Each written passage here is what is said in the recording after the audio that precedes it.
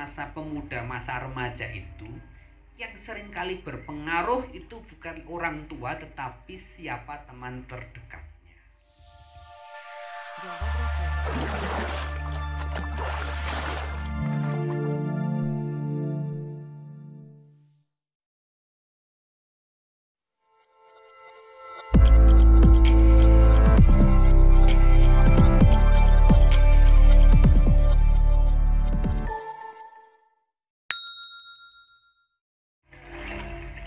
Ya, assalamualaikum warahmatullahi wabarakatuh.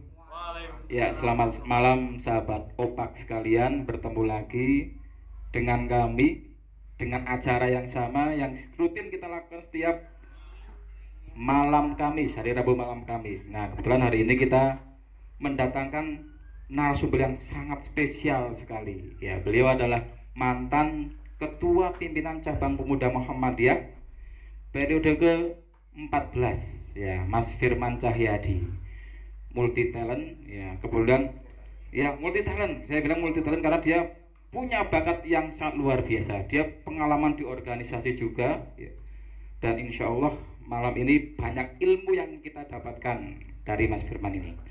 Baik sobat obat sekalian, terkadang yang namanya hidup itu kadang berhasil, kadang juga kita mengalami kegagalan. Ketika kita punya cita-cita yang tinggi, ketika kita tidak bisa menggapainya, makalah terjadilah sebuah kegagalan. Kadang kita gagal di dalam pendidikan, kadang kita gagal di dalam karir kita, atau mungkin gagal dalam masalah percintaan. Nah, nanti kita akan tanyakan di sini, kita akan obrol banyak sekali dengan Mas Firman kaitannya dengan sebuah kegagalan. Seperti yang saya sampaikan, makna tema malam hari ini yaitu memaknai sebuah kegagalan. Oke Mas Firman, selamat malam. Bagaimana keadaan, sehat? Kita datangkan jauh-jauh dari kota dari sampai London. Sini dari ibu kota, ya, dari ibu kota Sambek City, ya, Sambek. Tosari Rejo ya Mas ya. Tosari Rejo di ibu kotanya Wonosobo. Sehat Mas Firman? Alhamdulillah. Bagaimana aktivitas hari ini? Luar biasa. Luar biasa. Oke. Ya Mas Firman, kita langsung saja. Terkadang yang namanya orang ketika dia ingin menggapai sesuatu kemudian gagal, itu susah sekali move on-nya, dan terkadang tidak bisa memaknai apa sih maksud dari kegagalan itu gimana itu Mas Firman? Kenapa banyak orang seperti itu, terutama anak-anak usia-usia remaja ketika gagal susah sekali move on-nya? Baik, terima kasih Mas Adi, Om Adi sebetulnya nama beken, nama panggilannya itu Om Adi. Sejak kecil itu sudah Om Adi sampai sekarang. Tidak ada Om Adi lain selain Om Adi yang ini. The only one. The only one, special one. Ya. Baik, terima kasih. Jadi masalah jatuh dan bangun dalam kehidupan adalah fitrah. Jadi suatu saat kita berada pada puncak, pada saat lain kita berada pada posisi yang paling bawah. Bukan hanya kita manusia-manusia biasa yang seperti ini, Rasul pun mengalami yang seperti itu. Itu kan yang paling jelas antara lain contohnya adalah kekalahan di dalam peperangan. Perang Uhud beliau kalah. Di dalam perang Uhud kan kemudian iyam saskum qarhum faqad masal qauma qarhum mithluh. Jika hari ini kamu menderita kekalahan, maka mereka pun pernah menderita kekalahan juga seperti hari ini. Kemudian watilkal ayyamu nudawiluha bainan nas, dan pada hari itu kami pergilirkan kekuasaan itu, kemenangan itu di antara manusia. Jadi kadangkala Allah itu kan memberikan banyak hal kepada kita, yang manis-manis sering kita terima, bahkan begitu banyaknya kita terima yang manis-manis gitu. Tapi ketika kemudian kita terima yang manis terus gitu, kita tidak lagi merasakan itu rasa manis. Jadi ketika kemudian kehidupan kita selalu berada pada level atas, nikmat, kepenak terus, itu. Maka ketika datang satu hal yang tampaknya kerikil kecil itu seringkali kemudian menjatuhkan kita. Tapi sebaliknya ini, masing-masing kita itu kan punya porsi. Allah sudah memberikan porsi. Seperti halnya berapa residu gula yang bisa kita tanggung dalam hidup kita. Kalau misalnya kapasitas kita menanggung residu gula, kalau lebih dari itu maka akan sakit gula, itu kan.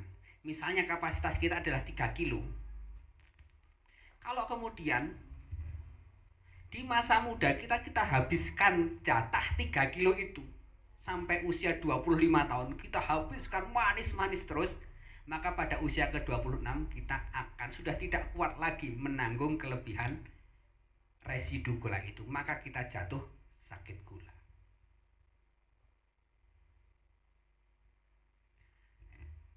Beban kehidupan kita juga seperti itu. Kuatnya kita itu sudah diukur semua.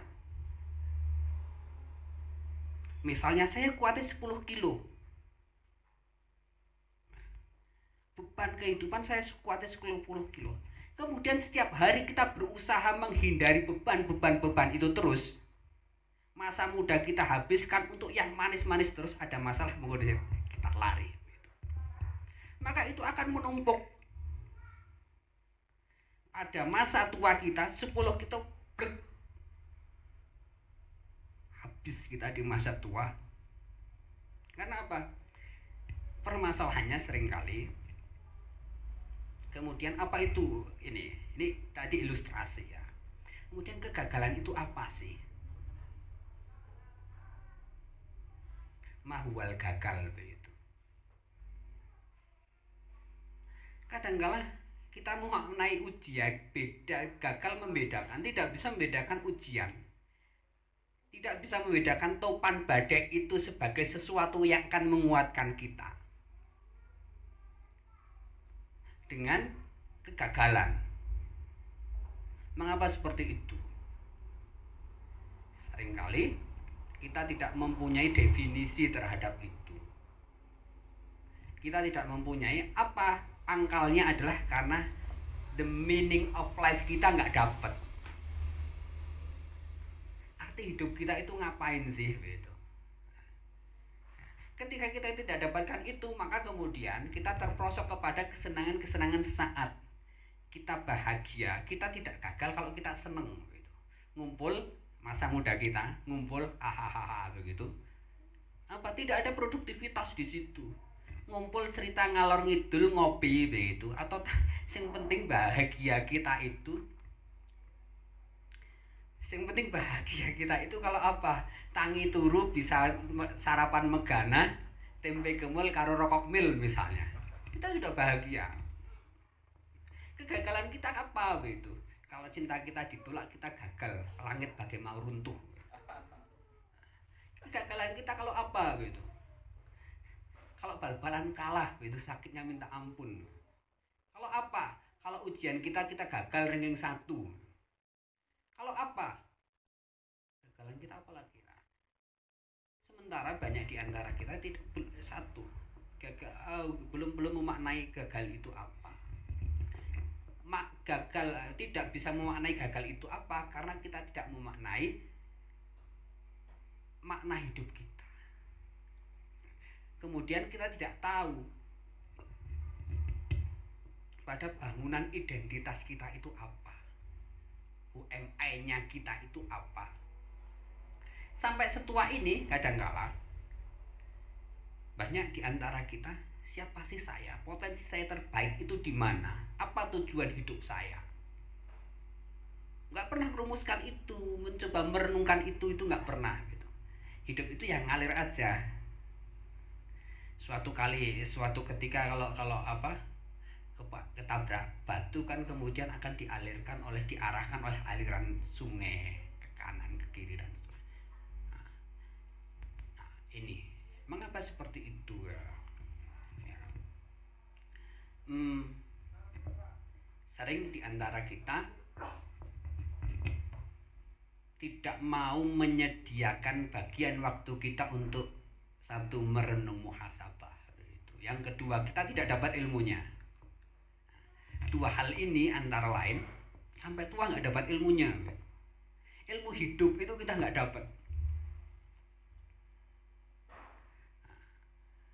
Kalau kemudian kegagalan, segala sesuatu peristiwa yang tidak menyenangkan dikatakan kegagalan. Padahal di setiap itu ada makna. Gagal seringkali kemudian reaksi dari kegagalan adalah down-nya kita. Maka jadi makna besar hidup kita apa, kemudian kita gagal, bangunan identitas kita apa.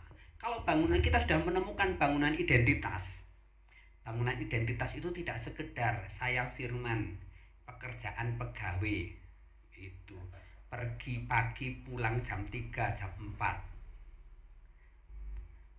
bukan hanya sekedar itu, tapi kemudian menyangkut bagaimana kemudian siapa saya itu adalah memaknai ngapain saya hidup, tujuan hidup saya ngapain. Harus punya itu dulu. Nah kemudian di manusia modern ini, manusia modern menghadapi fenomena yang hampir sama, kegagalan menemukan makna hidup. Ketika makna hidup mereka seringkali terbatas pada kesenangan duniawiyah, maka kemudian kebahagiaan yang akan berhadapan dengan kegagalan itu seringkali dimaknai pada keberhasilan pencapaian yang sifatnya duniawiyah. Tuh.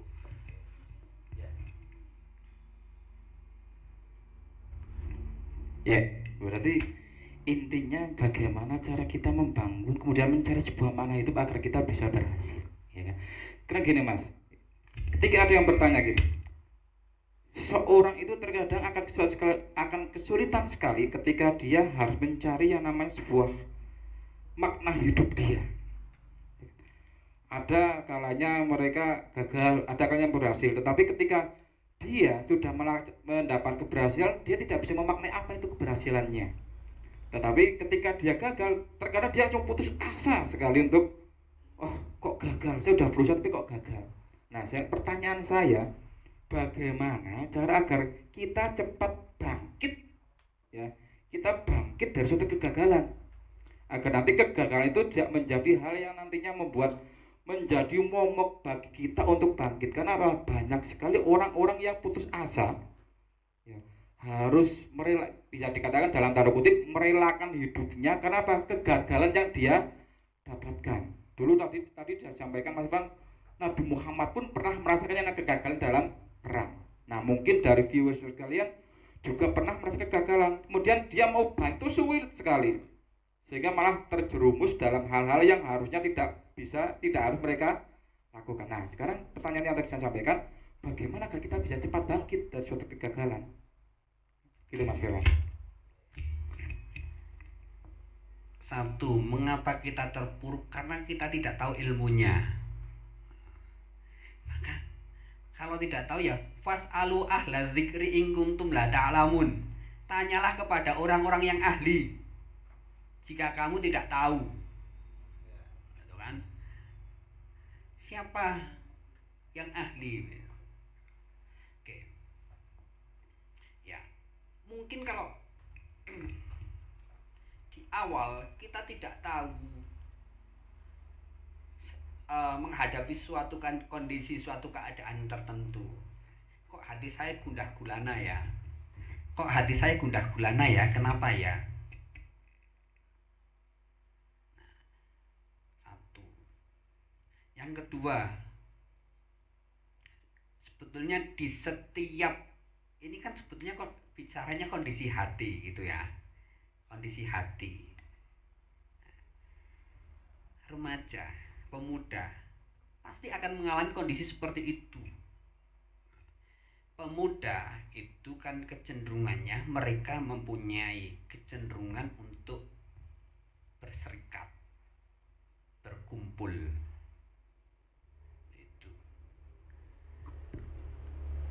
gundah gulana. Satu memang dari sisi agama ada obat-obat untuk itu, gitu kan. Jadi nek ora tahu maring masjid, pernah nggak merasakan kondisi hampa begitu. Orang yang kemudian kayaknya dia berhasil terus kepenak terus, tapi sebetulnya hampa gitu. Ketika contoh paling gampang, ketika kita sudah tidak punya keinginan apa-apa, wis apa sih yang dipingin nah madang wis wirek gitu. Misalnya ya, apa gak ngalor ngidul Honda ya wis duwe, HP ya wis ana, foto ya duwe, gak ngapa ya. Kemudian dia tidak mempunyai keinginan untuk berbuat lebih, mencapai sesuatu yang lebih, kemudian hampang lokro. Ini banyak ditemui pada orang-orang yang sukses secara duniawi, para bos begitu. Jur gak ngapa duitnya berlebih, soalnya ya kondisinya hampa dia, capaian karirnya sudah top, terkenal, tenar. Ada kondisi psikologis hampa, tidak mendapatkan apa ya, penerangan bahwa dia orang itu tidak ada kedamaian di dalamnya. Mungkin kita pada level yang enteng-entengan pernah ngalami seperti itu. Coba kemudian yang paling gampang itu ngecek kalau sudah kayak gitu, itu paling gampang ngecek kondisi hati kita berhubungan dengan rohiyah kita itu. Paling gampang sholatnya kita kayak apa. Yang kedua, gaulnya kita itu dengan siapa dan apa yang kita bicarakan sehari-hari. Ketika kemudian yang kita gaulkan, yang kita bicarakan sehari-hari kemudian tentang dunia terus, ada satu saat kemudian kita mentok. Kemudian kemana kaki kita langkahkan gitu? Ke sekolah. Orang sekolah ngapain? Jadi kita itu kan ada apa, jasad, ada akal, ada ruh begitu. Semua kan butuh makanan gitu. Kalau kemudian di sekolah kita jasmaninya dapat, olahraganya hebat, menjadi idola cewek-cewek di sekolah misalnya, kemudian makanan otaknya dapat tapi makan rohaninya nggak dapat, ini bisa menimpa siapa saja. Nah, ini biasanya terjadi manakala ruh kita, kualitas ibadah kita lagi down. Jadi coba kita lihat lagi apa yang kita bicarakan, dengan siapa kita bicara, kemudian kemana langkah kita, aktivitas-aktivitas kita. Nah, seringkali harus seimbang juga kan. Kemudian ruh kita, makanan rohani kita itu ngaji kita. Bahkan kadang-kala ada suatu titik baca Quran kok nggak ada grensnya sama sekali gitu ya. Udah kayak gitu. Nah, ini ketika kondisinya seperti itu, ketika ruhiyahnya kemudian lagi down seperti itu, maka hal-hal yang tampaknya sepele, kesandung, kerikil itu sudah menjadi bisa menyebabkan jantung. Bahkan ketika tidak ada masalah apa-apa begitu, kadang kemudian kita berkata, orang sehebat itu kok kemudian kenapa harus bunuh diri begitu. Nah, ini dulu yang ada. Menarik sekali. Saya kelingan dengan khutbahnya Pak Mustolah begitu, yang dia mencontohkan beberapa tahun yang lalu. Waktu itu saya masih SMA kalau nggak salah, beberapa dari kalian belum lahir mungkin. Tahun 95 kalau nggak salah, di Idul Fitri begitu. Beliau itu mencontohkan namanya Marilyn Monroe begitu. Marilyn Monroe itu artis Amerika tahun 60-an, top-topnya artis begitu, puncak karir begitu, yang membuat bahkan Presiden Kennedy itu jatuh takluk di hadapannya. Tapi kenapa mati bunuh diri? Dan kondisi seperti itu apa? Ketika masalahnya kita hanya memenuhi pada kebutuhan jasmani ya, kebutuhan akal kita, tapi yang namanya kebutuhan ruhaniyah kita tidak terpenuhi. Gampangannya ya kemudian cek paling gampang sholat kita kayak apa, di mana kita sholat, seperti itu. Kemudian hal yang lain, di antara kita seringkali membutuhkan orang-orang terdekat untuk berbagi cerita. Siapa yang kemudian kita jadikan teman cerita? Kalau ya orang yang jadikan teman cerita kita itu orang yang kemudian sama sekali jauh dari petunjuk, bukan dari bagian ahlu dzikr, itu, maka kemudian apalagi pada masa pemuda, masa remaja itu, yang seringkali berpengaruh itu bukan orang tua tetapi siapa teman terdekatnya.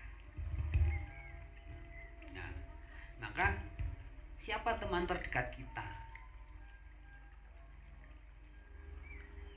Butuh pada usia tumbuh, usia muda itu butuh seperti itu. Curhat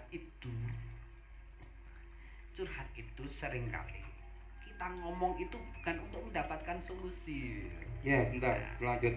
Terkadang curhat pun kita terkadang salah, ya kan?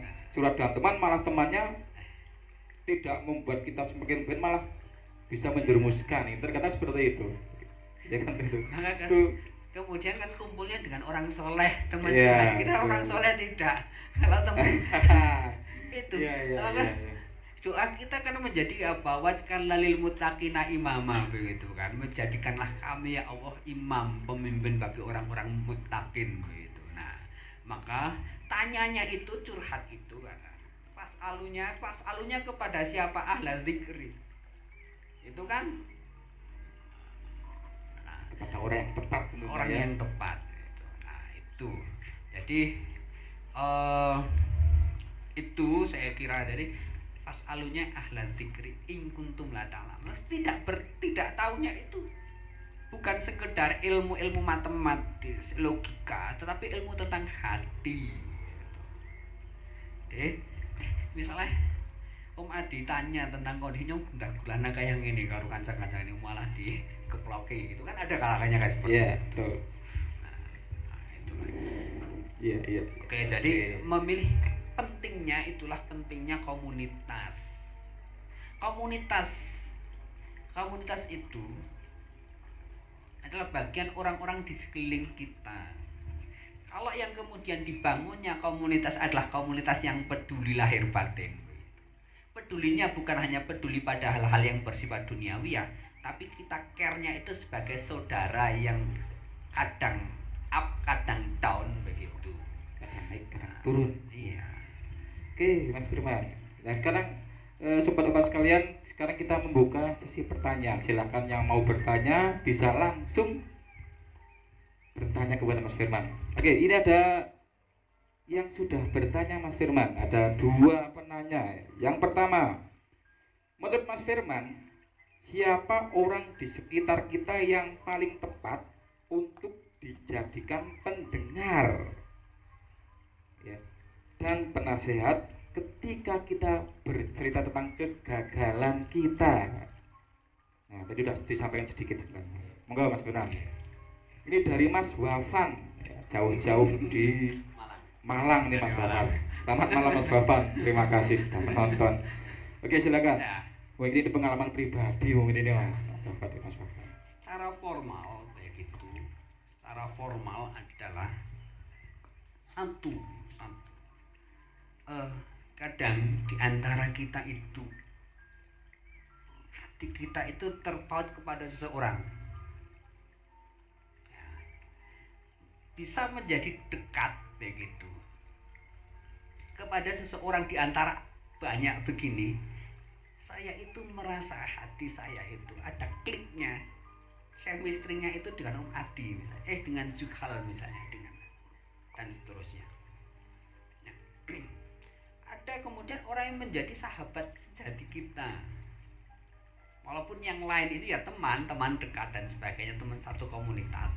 Tapi ada di antara itu yang ternyata kemudian kita merasa, oh, dia adalah pendengar yang baik. Dia misalnya bisa memberikan pencerahan, track record dia orang tahun jelomprongna misalnya, kan ada yang seperti itu. Nggak ada rumusnya begitu, tapi kadang terkait terikat dengan dia.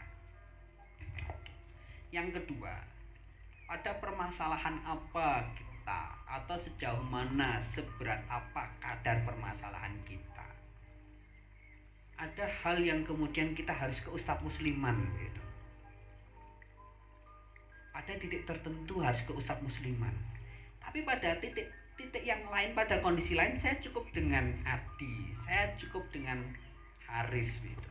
Karena ini cukup kita bicarakan sebagai seumuran begitu misalnya ya. Oh, Haris bisa memahami saya, ngedem-dem.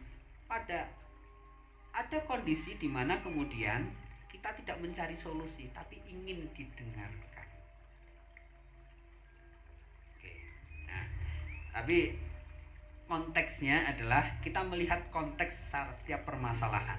Ada yang harus ke ustadz, ada yang harus ke orang tua. Ya, orang tua juga macam-macam kan. Ada yang orang tua yang menjadi pendengar yang baik.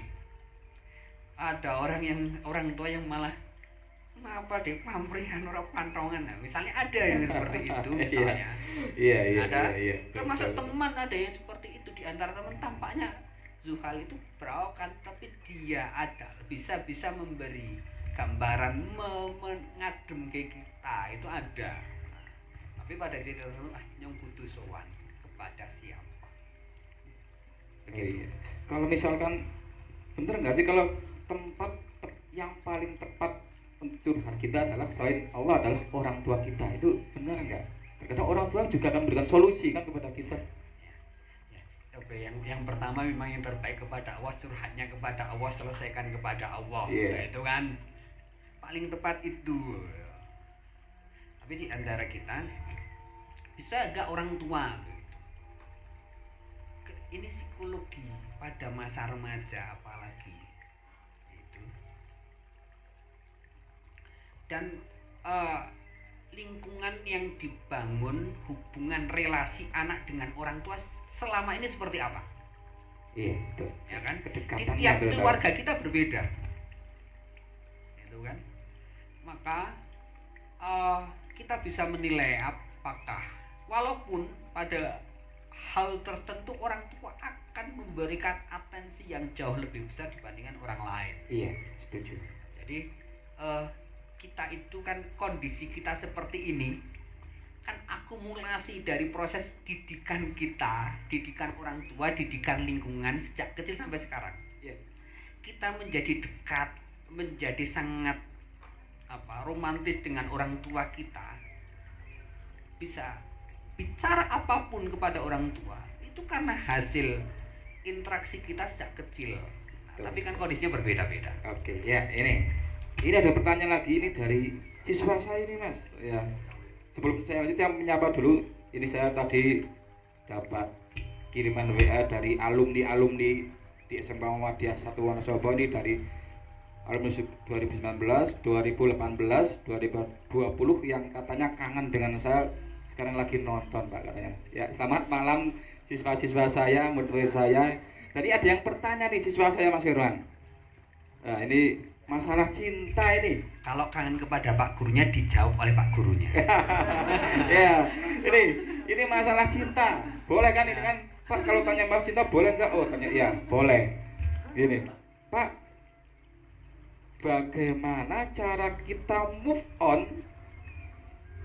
dari pasangan kita yang sedang selingkuh, kemudian memilih pasangan yang lain padahal kita cinta mati dengan dia? Bagaimana caranya move on? Monggo Mas, bisa dijawab. Ini yang tanya itu anak-anak remaja, pasti yang ditanyakan masalah cinta ini, gagal dalam masalah percintaan, susah move on, akhirnya apa? Putus asa. Monggo dijawab. Bagaimana cara kita move on dengan pacar kita yang selingkuh gitu.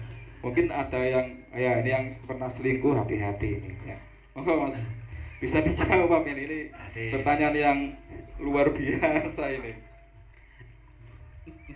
kita paksakan untuk Ya, ahli Jadi, percintaan ini. ahli percintaan semestinya akan kelihatan gitu kan. Track record itu dari garis wajah gitu. Iya. Jadi ini kan remaja begitu ya, kasusnya remaja gitu. Jadi pada masa remaja itu memang sudah ada kecenderungan untuk jatuh cinta, senang kepada lawan jenis gitu kan. Oke. Dan sebetulnya apa? Maka tadi orang mencintai itu, ini fenomena hati itu ya, fenomena hati. Kalau sudah cinta, saya cinta kepada pasangan atau seorang cinta kepada orang lain itu sudah mak kerentek begitu hatinya. Maka disebutkan namanya wajilat qulubuhum begitu kan. Kita tuh kira wah wajilat qulubuhum. Itu kalau cinta kepada Allah wajilat qulubuhum. Demikian pula kalau kita cinta kepada orang lain. Cewek cinta kepada Adi, disebutkan nama Adi itu sudah mak printing begitu. Dengar motornya Adi mak printing begitu kan. Nah, iya. Dengar segala sesuatu yang berbau Adi itu mak printing. Itu. Nah, kemudian ini manajemen hati kita sebetulnya. Pancen abot ketika kemudian lagi jeru-jeru nih, lagi sayang-sayang ya begitu kan. Kemudian kita melihat seperti itu kan. Semestinya kalau tersadar dan segeralah menepi gitu kan. Ya gitu. Nah, tapi itu cinta mati deh Mas. Ya. Gimana? Yaitu pilihan hati kita memang seperti itu, memang berat di masa remaja apalagi. Itu namanya narsisme, gejala psikologi pada masa remaja, dia sudah seneng ya. Nah, memang berat seperti itu. Pilihan kita adalah akan terus menikmati segala sedu sedan itu. Memang nikmat begitu. Kemudian kita mengingat masa-masa 3 hari yang lalu masih seperti ini, seminggu yang lalu, sebulan yang lalu, nikmat. Dan kadangkala masalahnya adalah kita menikmati siksaan itu. Oke. Nah, semestinya gini, memang tidak mudah melupakan juga belum ikhlas, ya itu kan? Nah, maka sebetulnya apa? Kita segera menyadari bahwa berdekat-dekat seperti itu sebetulnya kalau pelajaran akhlak kan sebetulnya nggak boleh. Iya, betul, nggak boleh. Nggak boleh. Tapi kan kondisinya sudah terlanjur cinta. Gitu. Iya. Nah, maka di awal tadi adalah menata hati kita. Gitu. Akhlak mesti dijaga. Kemudian perbanyak puasanya, ibadahnya, matur kepada Allah, beri jalan terbaik. Loh, kita itu habis sholat pada ndonga nggak sih? Pada lapor nggak sih? Apalagi misalnya mau sholat malam begitu, lapor nggak sih sama Allah, menangislah di situ. Paling mudah ya itu. Biasanya kemudian kalau kita sungguh-sungguh ada rasa plong, anzalas sakinah begitu. Diturunkan rasa tentram di hati kita. Laporlah, paling mudah, paling praktis, dan ini pasti ada. Laporlah, kemudian berceritalah dengan bahasa kamu, cerita curhat di situ kepada Allah. Itu. Iya, gitu ya. Ini murid saya namanya Denny ini. Ini udah jelas sekali, sudah bisa mungkin ya yang namanya itu ketika yang tanya remaja pasti yang ditanya masalah percintaan. Oke, ini ada satu pertanyaan terakhir. Ini dari keponakan saya yang paling cantik ini, Mbak Rara. Ini terima kasih Mbak Rara yang sudah Mbak Rara keponakan saya yang paling cantik ini. Mas Firman, ada teman yang menjadikan kita sebagai tempat curhatnya atas apa yang dia lakukan. Tentu sebisa mungkin kita memberikan nasihat terbaik. Namun di waktu lain ia mengulangi perbuatannya lagi. nggak bercerita lagi dengan konteks cerita yang sama dengan kita. Sikap bijak bagaimana yang bisa kita lakukan dalam fase tersebut. Ini agak walaupun tidak nyambung, nggak apa-apa ke tema. Jadi intinya teman itu curhat, kemudian selesai curhat lagi tapi dengan cara yang berbeda, isinya berbeda, tidak sesuai, tidak sama dengan yang sudah diceritakan yang di awal. Monggo Mas Yuna. Ketika seseorang dan mengulangi perbuatannya lagi. Monggo Mas bisa dicerita. Seseorang menjadikan kita sebagai tempat curhat. Itu maka ada satu kehormatan bagi kita. Dia menilai bahwa kita cukup dewasa, bahwa kita mempunyai keterampilan, mempunyai skill, mempunyai kecerdasan berbeda, yaitu kecerdasan untuk mendengarkan. Iya. Yang sekarang itu semakin langka, orang yang cerdas menjadi pendengar yang baik itu semakin langka. Kemudian bahkan mungkin dia percaya bahwa kita mempunyai kebijakan. Di usia yang relatif sama kita bisa lebih bijak. Kecerdasan emosional kita lebih. Nah, itu. Nah, maka menjadi tempat seperti itu, tempat curhat,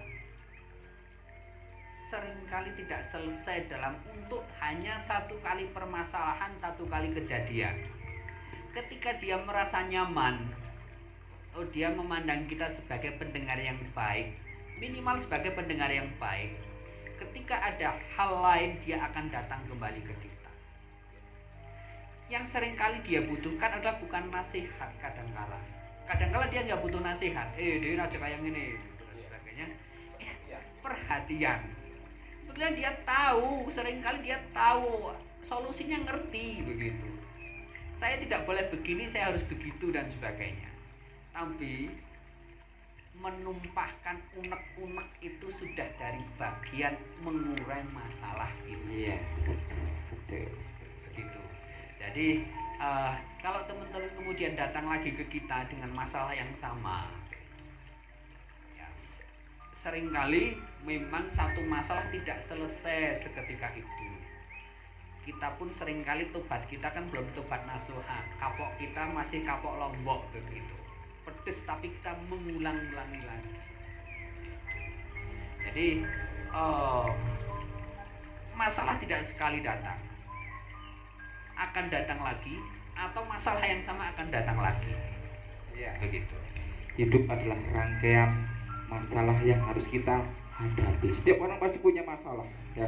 Tetapi Allah tidak akan membebani seseorang dengan masalah-masalah yang di luar kemampuannya, gitu ya Mas ya. Oke, gitu Mbak Rara. Ada lagi tambah?